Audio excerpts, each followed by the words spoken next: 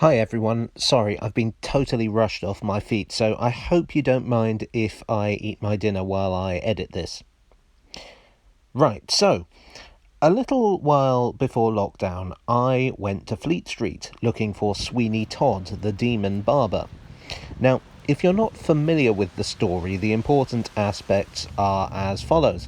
There's this barber on Fleet Street who murders his customers, and then the bodies are sent via a secret underground passage to Mrs. Lovett's pie shop, where Mrs. Lovett turns them into pies and serves them to her unwitting customers.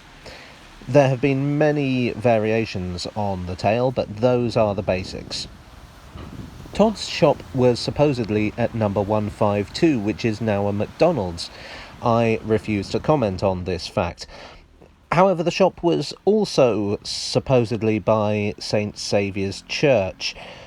Basically, there's been a lot of redevelopment over the years, so it's pretty much impossible to say where it actually was, plus it was fictional. Now, Todd is one of those strange figures who seems to have one foot in reality and one foot in legend, but his most definitive origin comes in 1847 in a penny dreadful called The String of Pearls by James Malcolm Rymer. Penny dreadfuls were lowest common denominator fiction, full of sensation and horrible things, and The String of Pearls is no exception. The basic story involves a group of people trying to find out what happened to their friend Mark Ingestry. And the most grotesque element, the people pies, is a twist at the end. In all honesty, it's not a very good story. There's no motivation for Todd's murders. He's just a nutty dude who giggles a lot. Several of the melodramatic elements familiar from the musical, the long-lost wife and daughter, Todd's tragic backstory, the cruel social commentary, aren't present. To be honest, I'd say the musical is actually a better version of the tale. So, despite being a pretty rubbish book, The String of Pearls seems to have really caught people's imagination. In fact, the tale is so well known and so commonly adapted that many aren't aware that the String of Pearls exists, or that the character of Sweeney Todd is fictional. Inevitably, with a character like this, so well known but so obscure in origin, the question arises, was he real? Well, as far as anyone knows, there was no real Sweeney Todd. That is to say, there was no barber on Fleet Street by that name, and certainly no record of anyone just straight up murdering customers and turning them into long pork pies. But was there any other basis to the legend? Was there a real pastry case that inspired the yarn? The legend of Sawney Bean is a possibility.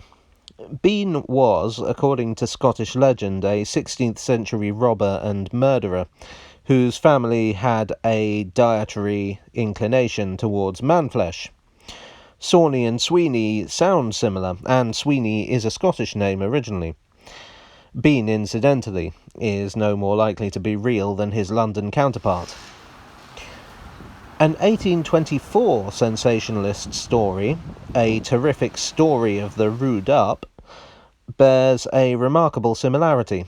Set in Paris, this supposedly true story tells of a barber who murders his customers and disposes of the corpses via an obliging pastry cook. This was presented as a true story, but again, there's no evidence to back it up. Personally, I think there is a factual basis to the story, but it's rather more complicated than a single origin.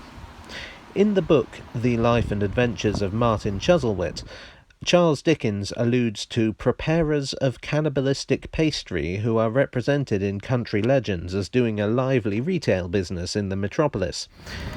Given that Dickens was much given to exploring London and inserting his observations of the city into his writing, it seems very possible that this was something he'd actually heard people talk about. There may not have been a cannibal cook, but in 1847 food adulteration was very much on people's minds. In the early 1850s, The Lancet would publish a study on the subject. Essentially, unscrupulous traders would often cut their supplies with less than appetizing ingredients, chalk to bulk up flour or to whiten watered down milk, lead to sweeten wine. Isambard Kingdom Brunel would accuse the buffet at Paddington Station of substituting burnt corn for coffee, and that was his own railway. Even water was contaminated with sewage and industrial waste. Is it any surprise that people would accuse the pie makers of using some unorthodox sauces for their meat? Heck, they probably were. So for Reimer to end his story with the revelation that people have been unwittingly feasting on their fellows was probably not a totally implausible twist for contemporary readers. Then there's also the question of racism.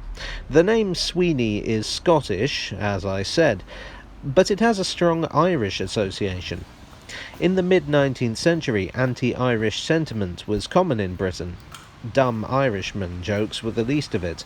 The Irish were portrayed as stupid, brutish, violent, even subhuman. The character is never specifically identified as Irish, but Reimer may have intended the name to allude to such an origin. And I can't talk about the Irish and cannibalism without referencing Jonathan Swift's brutally satirical A Modest Proposal of 1729, in which he suggested that the wealthy of Britain might relieve famine in Ireland by buying and eating their babies. Then there's the metaphorical aspect.